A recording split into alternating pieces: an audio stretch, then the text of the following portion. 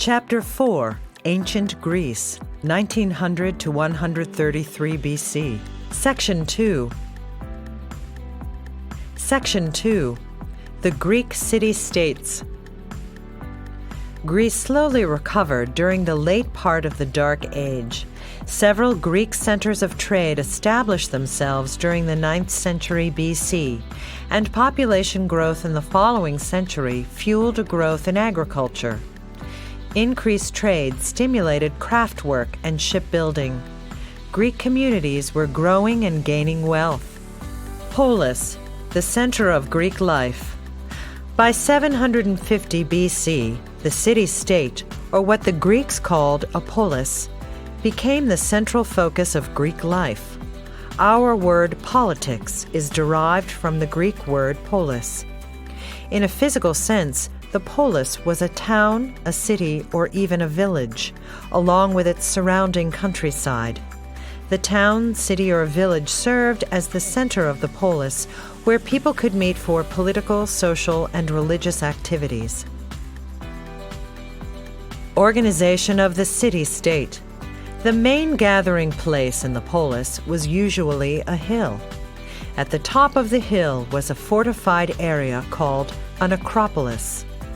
The acropolis served as a place of refuge during an attack and sometimes came to be a religious center on which temples and public buildings were built. Below the acropolis was an agora, an open area that served as a place where people could assemble and as a market. City-states varied greatly in size, from a few square miles to a few hundred square miles. They also varied in population.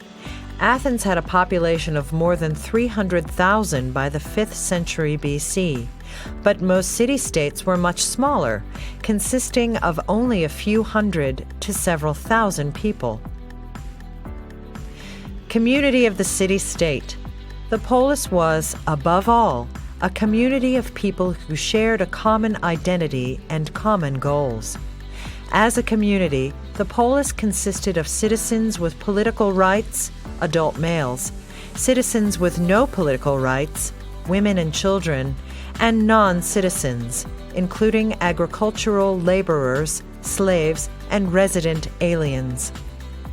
Citizens had rights, but these rights were coupled with responsibilities. The Greek philosopher Aristotle argued that a citizen did not belong just to himself or herself. We must rather regard every citizen as belonging to the state. However, the loyalty that citizens had to their city-states had a negative side. City-states distrusted one another, and the division of Greece into fiercely patriotic, independent units helped to bring about its ruin. As the polis developed, so too did a new military system. In earlier times, nobles on horseback fought wars in Greece. These aristocrats, who were large landowners, also dominated the political life of their city-states. By 700 BC, however, the military system was based on hoplites, who were heavily armed infantry soldiers or foot soldiers. Each carried a round shield, a short sword, and a thrusting spear about 9 feet, 2.7 meters, long. Hoplites went into battle as a unit, marching shoulder to shoulder in a rectangular formation known as a phalanx. This close formation created a wall of shields to protect the hoplites. As long as they kept their order, it was difficult for enemies to harm them. Greek expansion. Between 750 BC and 550 BC, large numbers of Greeks left their homeland to settle in distant lands. A desire for good farmland and the growth of trade were important factors in the people's decisions to settle in new places. Each Greek colony became a new polis, independent of the polis that had founded it. Greek colonies. Across the Mediterranean, new Greek colonies were established along the coastlines of southern Italy, southern France, eastern Spain, and northern Africa, west of Egypt. At the same time, to the north, the Greeks set up colonies in Thrace, where they sought good farmland to grow grains. The Greeks also settled along the shores of the Black Sea, setting up cities on the Hellespont and the Bosporus Straits. The most notable of these cities was Byzantium, the site of what later became Constantinople and is now Istanbul. In establishing these colonies, the Greeks spread their culture and political ideas throughout the Mediterranean. Securing control of the straits and waterways between the Mediterranean and Black Seas also gave the Greeks great economic advantages. Colonization in these prime port locations led to increased trade and industry. The Greeks on the mainland exported pottery, wine, and olive oil. In return, they received grains and metals from the west and fish, timber, wheat, metals, and slaves from the Black Sea region. The expansion of trade and industry created a new group of wealthy individuals in many of the Greek city-states. These men wanted political power, but found it difficult to gain because of the power of the ruling aristocrats. The landowners would not willingly give up their political power to the newly rich merchants. Tyranny in the city-states. The creation of this new group of rich men fostered the rise of tyrants in the 7th and 6th centuries BC. Tyrants were not necessarily oppressive or wicked, as our word tyrant implies. Greek tyrants were rulers who seized power by force from the aristocrats. They were unique in Greek history, and in fact, the Greeks did not have a word for them. The Greek term tyrannos was developed from another language, probably one from Asia Minor. Support for the tyrants came from the newly rich who had made their money in trade and industry.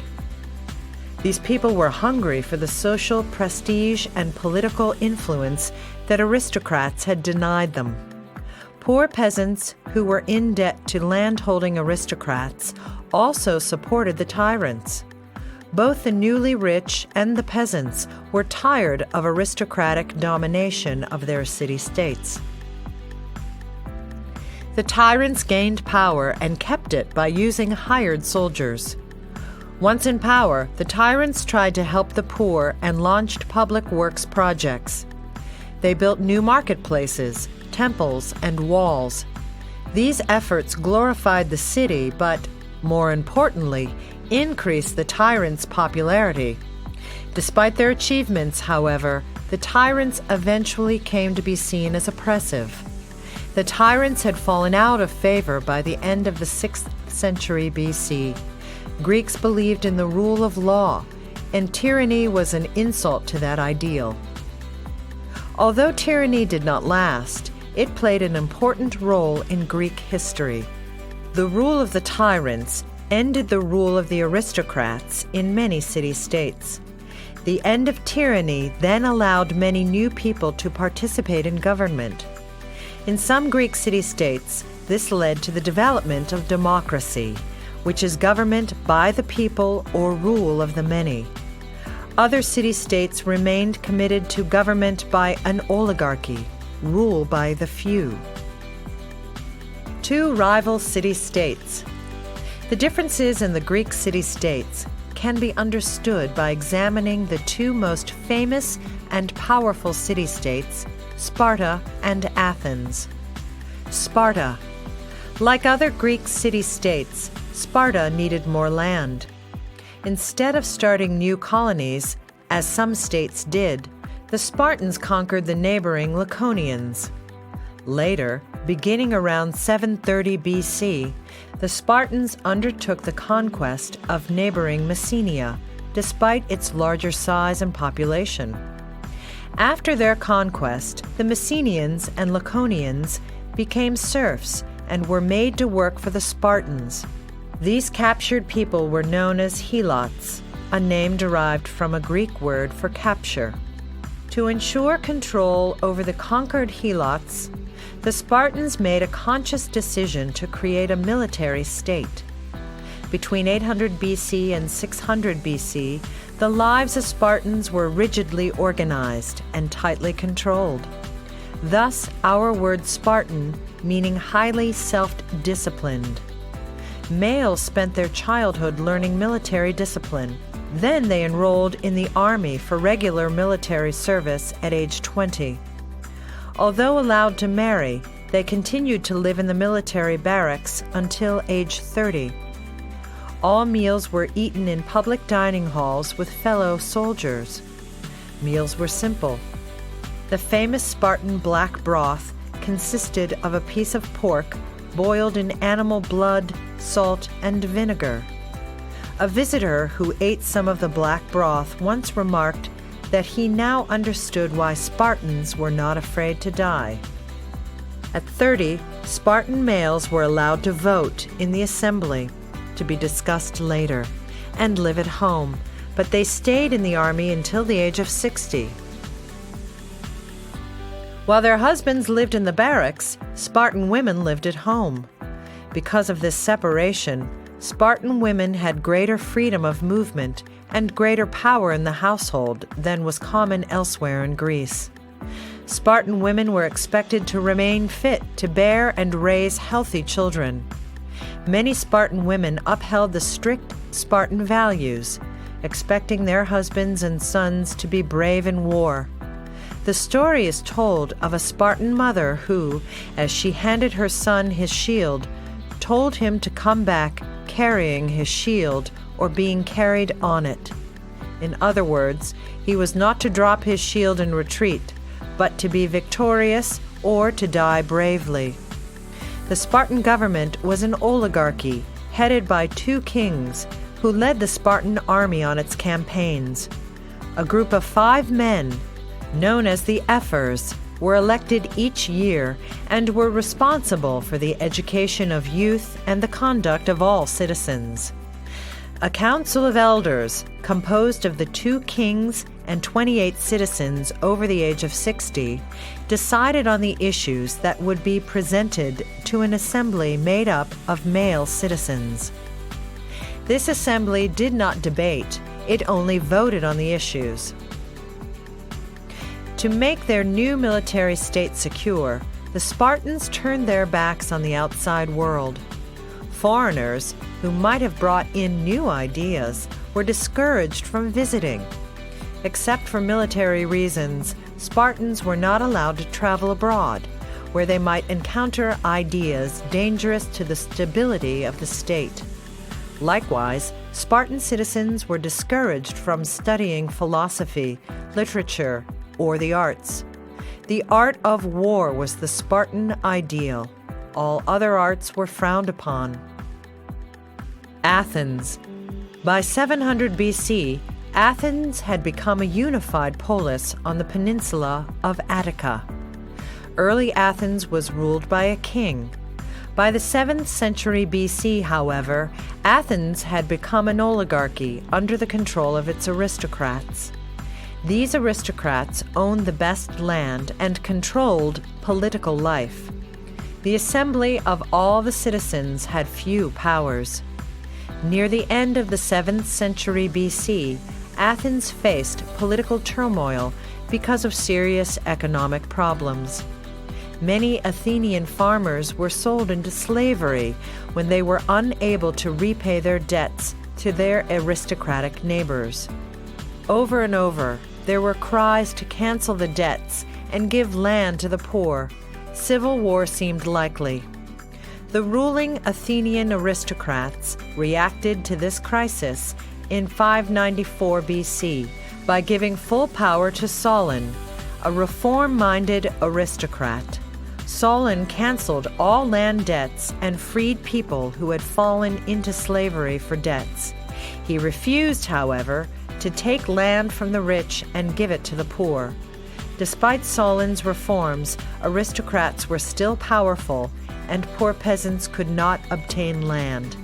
Internal strife finally led to the very thing Solon had hoped to avoid: tyranny. Pisistratus, an aristocrat, seized power in 560 BC.